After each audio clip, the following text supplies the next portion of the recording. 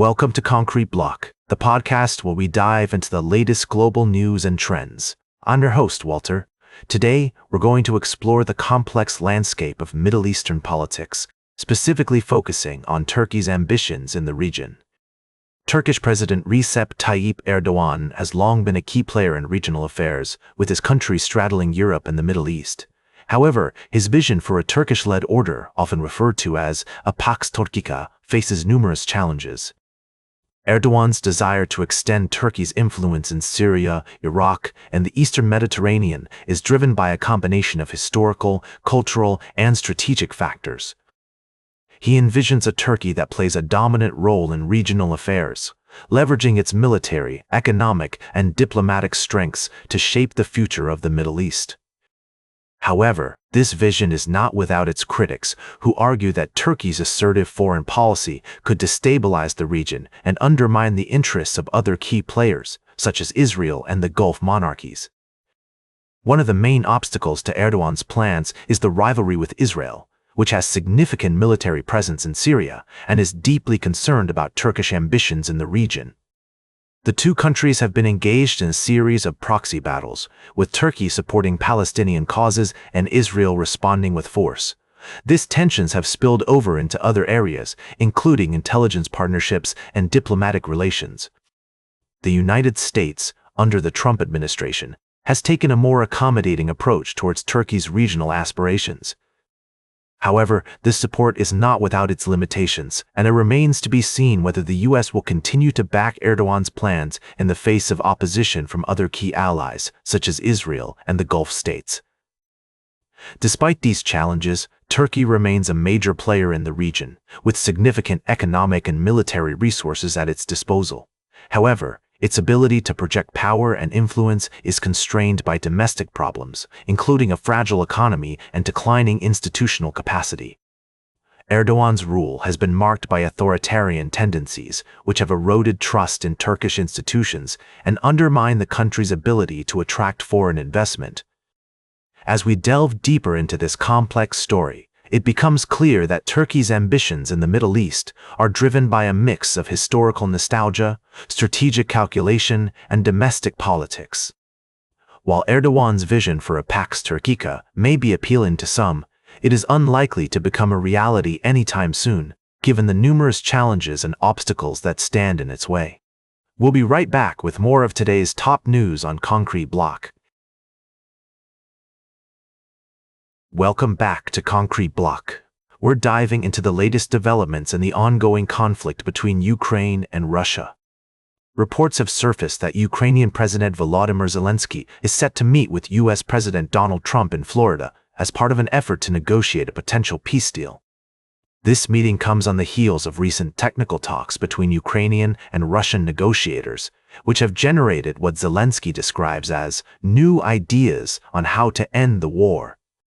According to sources, the proposed deal would involve the establishment of a demilitarized zone in eastern Ukraine, where both sides would agree not to deploy troops.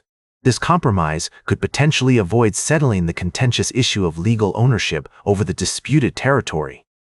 Additionally, the U.S. has proposed providing security guarantees to Ukraine, modeled on NATO's Article 5, which would commit allies to provide military support in the event of a renewed Russian invasion.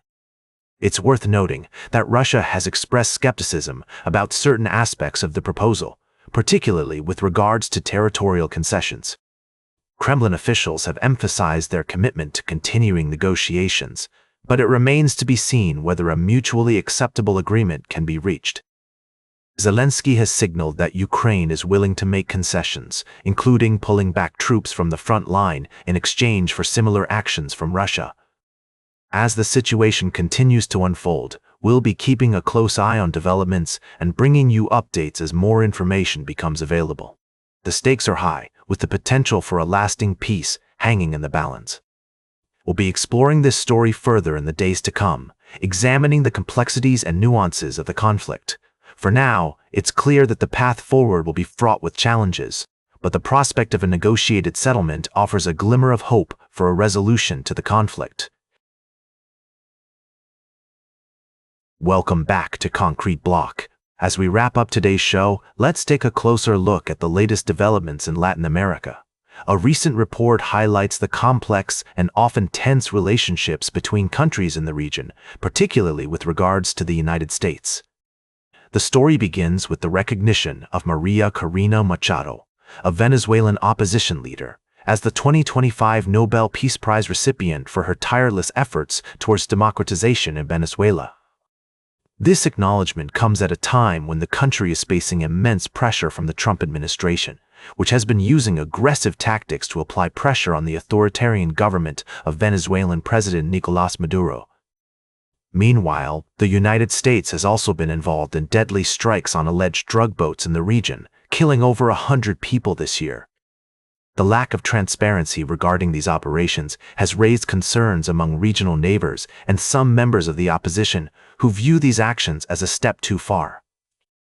In other news, Latin American culture has had another strong year, with reggaeton artist Bad Bunny becoming the most streamed artist on Spotify in 2025. The region's film and television industry has also seen significant success, with Argentine series The Eternaut becoming Netflix's most streamed non-English language series, and Brazilian films winning several awards, including a Golden Globe and an Academy Award. On the environmental front, Colombia and Brazil have made significant strides in promoting climate cooperation. The two countries chaired major UN conferences, resulting in agreements to mobilize $200 billion per year by 2030 to protect nature and tripling funds available for adaptation finance by 2035. As we examine these developments, it's essential to consider the nuances of each situation and avoid taking a biased stance. The complexities of international relations and cultural exchange demand a thoughtful and balanced approach. That's all for today's Concrete Block.